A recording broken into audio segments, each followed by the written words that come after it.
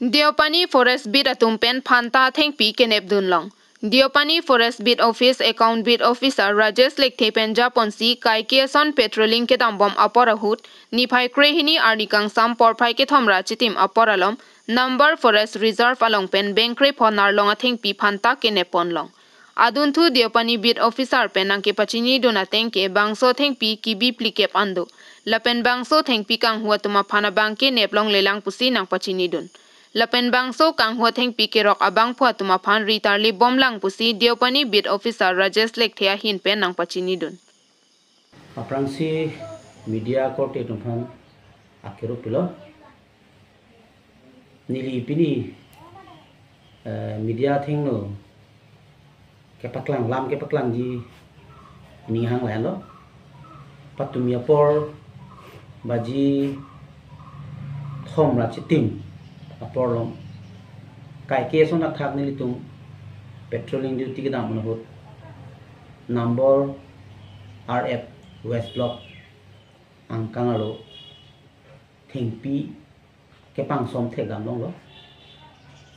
kadowe bengkre phoando labang so thingpi la ke nalong mate koroi labang so thingpi theklok panelitum labang so thingpi bang puthot Forest Office mate tak Diopani Account Bit Office ang tumwan lo labang so puthak nili rat phan pachini ning hang kala lo je nonapor labang so pir thelong thingpi thengprang nang khom bom lo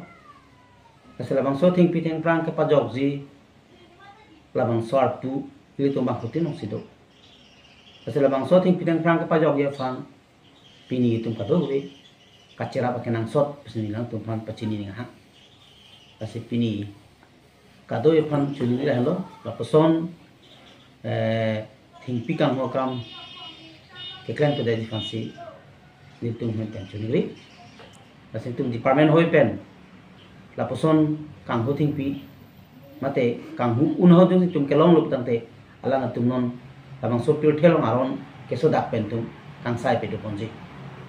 lapen nale tum labang so thingpi kinep lokot mane abang phu phana kinep pon long sam to pa abang fulong le nilitum ke sport on ke li hodan ke abang fulong le la lasinon pu seme tumri tardi bomla lapen labang so thingpi kibi gan magdoi ni